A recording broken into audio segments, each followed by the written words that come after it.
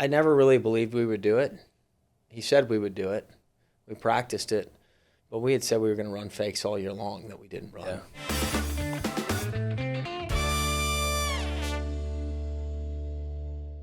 All right, welcome to the Mark Romig Show. And in New Orleans, we remember the moments, the roar of the Superdome, the electricity of that Super Bowl, and yes, that perfectly placed kick that changed everything.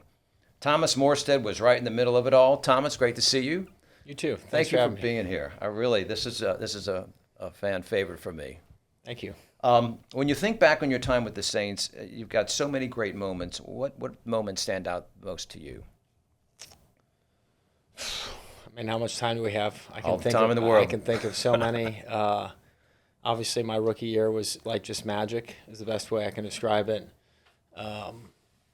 We just kept winning, and you had a bunch of guys that had been cast-offs from other teams that were, everybody was just enjoying the moment. And I like to say we partied with the city every week after the game was over. And obviously I didn't have any kids at the time, so it was just me. And it was fun. We did the same thing every week, and it never got old. It was like Cheers, and that was magic.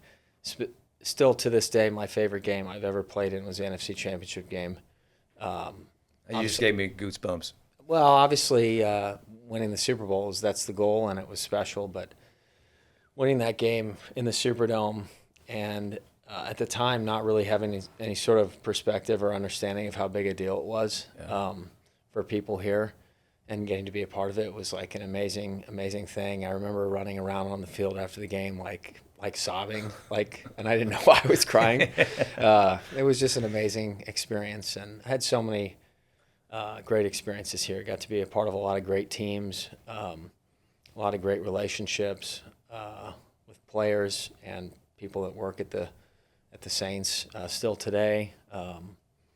And it's given me everything. My family's here, and we're trying to become local. I don't know if you ever truly become that when you're not from here, but we love being here. I think you have become local, very much so.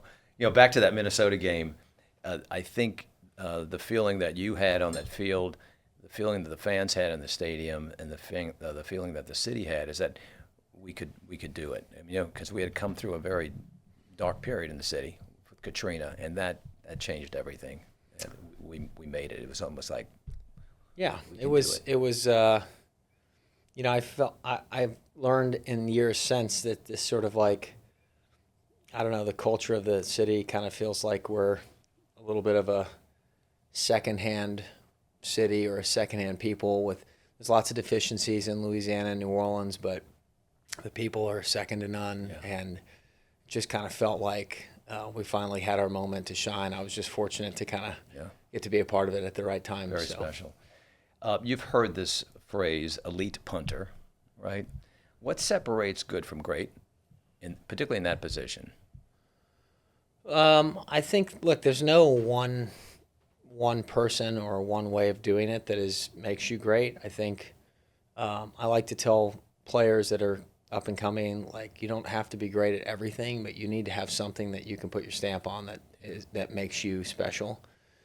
And so for me, I guess the words would be elite consistency, because I just wanted to be so dependable. And I remember when I got drafted here, had somebody reach out to me and said, good luck playing for Coach Payton, because he runs through kickers and punters, had historically done that. And so I started realizing, well, what does he want? He didn't necessarily want the farthest punt every time. Yeah. He just wanted to know that I was going to do this certain type of job every single day. And so I just tried to be elitely consistent. Yeah.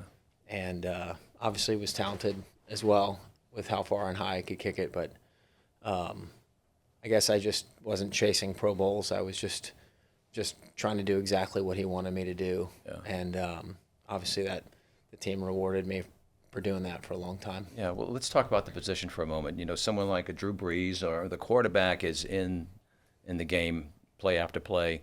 You're being brought in sporadically as the need. How do you keep yourself locked in while you're off the field getting ready, but not on the field all the time?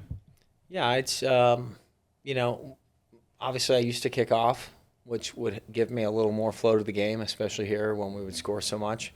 And then about my 6th year, I was the starting holder on field goal, so that gave me some more flow to the game. So I think the more plays I could play, the better I felt as far as just having some flow and, sort of rhythm to the game.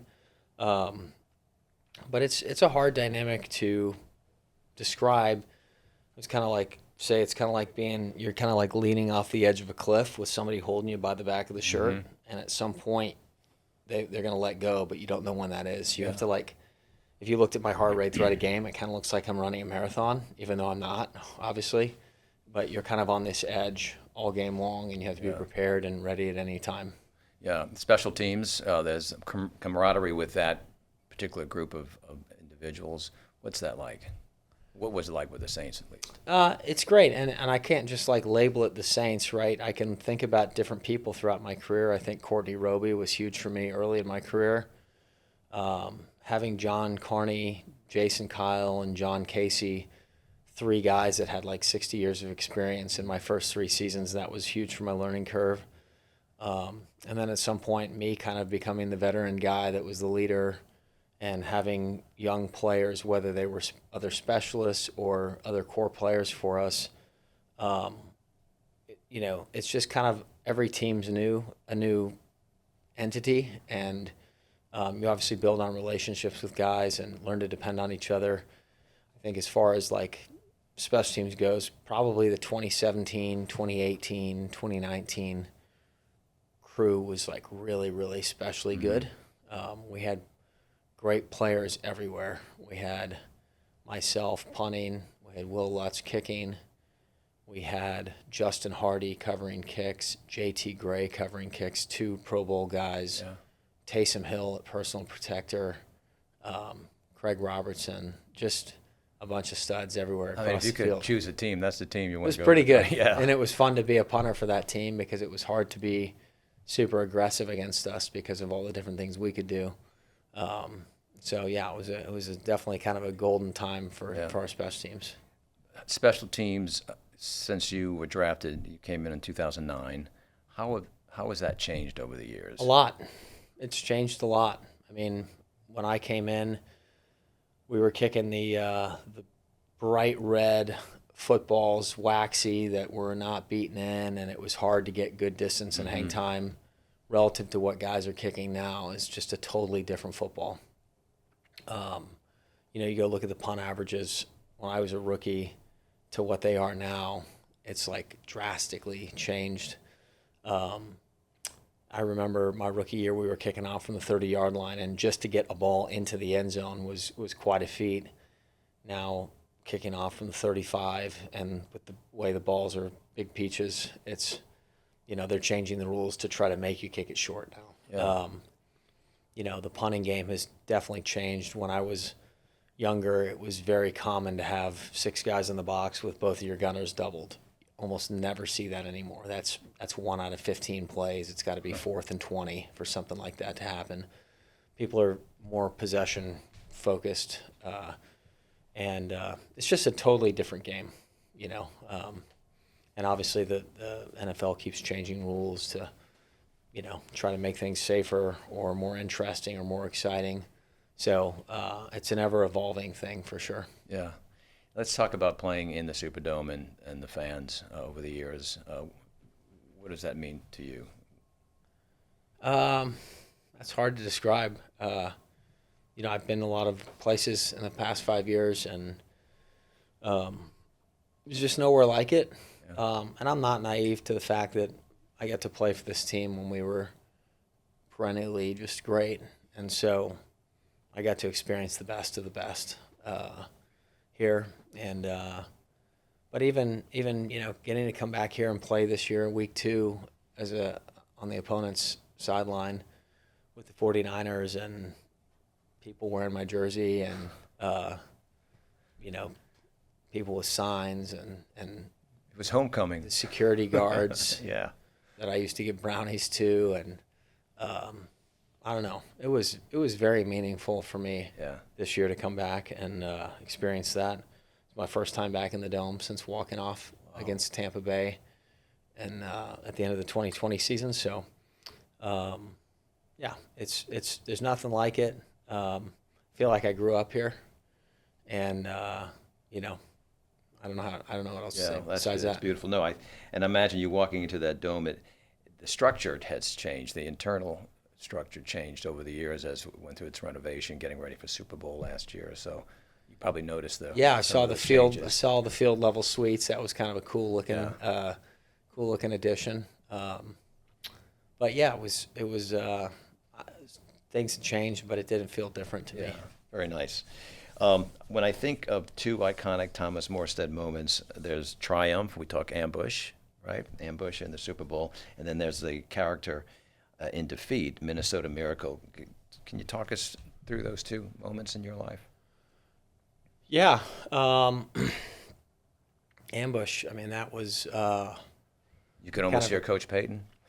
Yeah, I can. I remember the doors. I remember the banging of the doors as he came out of the defensive room. He had told those guys that we're going to start the half with ambush, and they need to have his back if we don't get it. And yeah, just even thinking about it now, I get a little anxiety. I'm not an anxious person, but you just kind of go back in time to that moment and what it felt like. I never really believed we would do it. He said we would do it. We practiced it, but we had said we were going to run fakes all year long that we didn't run. Yeah. And so I didn't think we would do it. So I was a little, I'm glad I was mad at him at halftime when he told me early, because like a 35-minute halftime show. But I needed about 30 of those to like compose myself. So it ended up being good that he told me early and not late.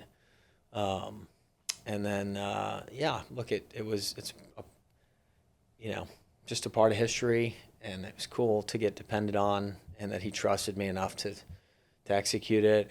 But it was a team play, right? I mean, I hit the ball probably at least 2 yards deeper than I wanted, but I think when I went out there, I thought the last thing I thought is, I can't miss this short. Yeah. I better, if I'm going to miss, I'm going to miss a little little bit more. long. Yeah. And then, Chris Reese, who I don't even think was supposed to be active that day, gets called up and makes the play. And then John Casillas, who's on the backside, we always tell guys run to rally to the ball because you never know. I think if he's not in that play, I don't think we come up with it, because he speared Hank Baskett on that pile and allowed Chris to get it from out between his knees. It was just it was a great analogy for our team that year. It was just like a team play, and us playing to win the game as opposed to not to lose it. Yeah. And so, yeah, it was a great memory, and honestly, it's paid dividends for me my whole career. So much of my game is upstairs on game day, and you don't always feel your best, especially as you get older. You're nursing things or achy, or you don't feel as good on a game day, or you don't have a great warm up, and being able to tell yourself that you got it done in the biggest moments, and actually that be the truth and not a lie you tell yourself, it gives you confidence in moments that you may not otherwise have confidence. So it's been a blessing all the way around. And then to be a part of this, this whole, I say city, but this whole region's, history, it's probably the coolest thing I get is, people get, as a player, you get various levels of, criticism and praise. And I feel like I've had 99-1 on the praise side, but it's just people, they remember where they were with their grandfather who passed away, or they were with their aunt and uncle or their kids, and they've been doing this for 40 years, and they finally, they just want to tell me about their memory. I'm intertwined somehow with the fabric of their family, and that is really cool to get that shared with you kind of in perpetuity. Sure. You and the team give everyone the opportunity to come home to the Dome, so to speak, and everyone's neighborhood is in that Dome on any given game day. Yeah. So anyhow, that's what I'd say about that. And then the Minnesota Miracle, that's just kind of a strange occurrence of a lot of different things. I obviously got hurt in that game and tore some cartilage in my rib cage, and then the old Vikings punter Coleman was out there on radio, and he's like, "Thomas, you okay?" And I'm like, "Man, I think I broke my ribs." And then, I think 30 seconds later, the whole telecast it's being reported that I've broken my ribs, which I hadn't.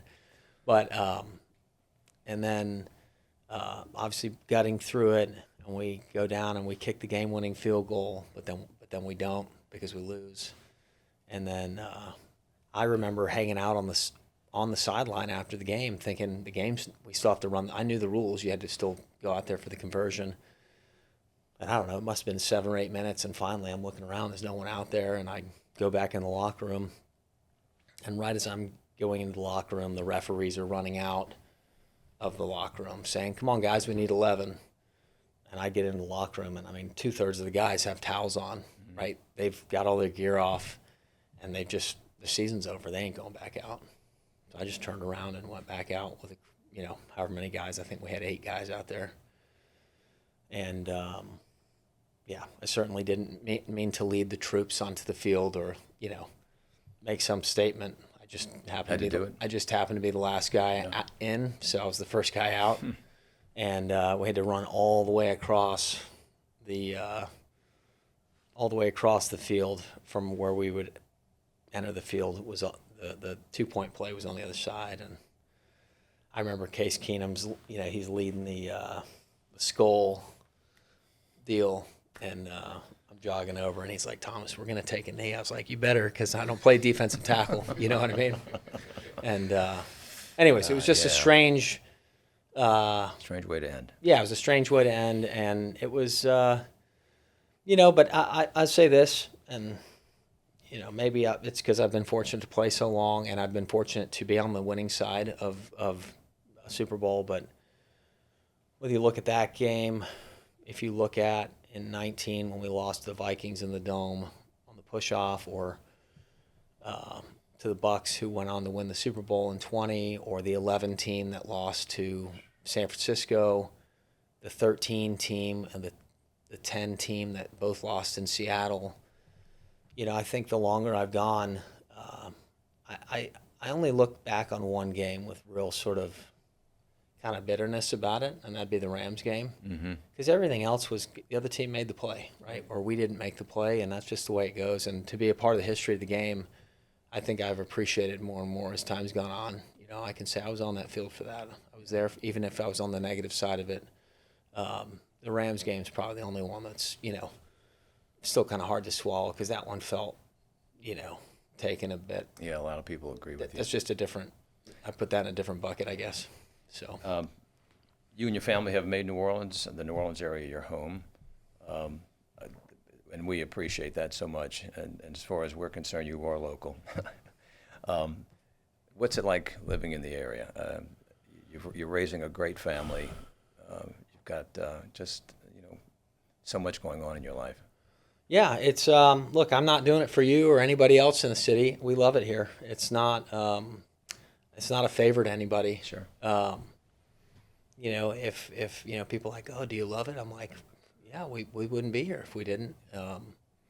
There's plenty of things that need to be fixed here that could be better. There's a lot of things, but I try to tell people, unless you come down here and experience it, it's just different. People appreciate the little things. I think for me, I was uniquely dedicated in college and coming out of college, and it's probably why teams felt so confident about potential of drafting me and taking a chance on me. The risk probably felt lower, and this place has loosened me up a little bit, and it's got me to relax and enjoy the good times. Not that I didn't before, but I would say I was very kind of tight, upright, and just all business all the time. And this place has allowed me to, I love, some of my favorite things happen to be in the off season, right? Because I haven't done the red dress run yet. I haven't done some of the festivals that are in the fall. But the Mardi Gras, the St. Patrick's Day, even Jazz Fest, the Zurich, all those things. There's a time to party and there's a time to work, and Coach Payton used to always talk about it. You just need to have the awareness to figure out when those times are. Yeah. And so this place has definitely helped me, it's balanced me out a little bit. And yeah, we've got great family friends. Our kids are generally hanging with some good kids that we get along with families and have similar values. And so it's tough to beat. We've got a great core group of friends, and so yeah, that's kind of. Tell us about the St. Patrick's Day celebration. I know that's one of your core festivals. It is. I wasn't able to do it this year. I'm on the executive committee at the NFLPA, so we have union meetings that about on average every other year overlap with the parade. Okay. So, but if it doesn't overlap, I'm at the parade. And that's kind of my birthday gift every year is kilt and all. Oh yeah. Yeah. Oh yeah. Kilt, tails, everything. Perfect. But it's kind of a full day off, right? Mr. Tommy McCrossan, who is from the Irish Channel, and a bunch of those Irish guys worked in the Saints, not the training room, the equipment room, and he'd invited me. I don't know. Probably my 4th year in. And so anyways, they keep inviting me back. And so every year that I can do it, I do it. And I don't know if they've had some, effect on me, but I've got a Maggie, a Rosalie, and a Declan, which are all Irish names on my last 3 kids. So I love those guys down there. They have real culture and history to growing up down there. Very consistent. Yeah. Love of life. Yeah. Really good. So we love doing it. Hey, y'all, go ahead and hit that subscribe button on our YouTube channel and turn on your notifications. Please follow us. We've got new shows each and every week. And a very, very special thanks to all of our sponsors who are making this possible. Have a great day, and we'll see you next week.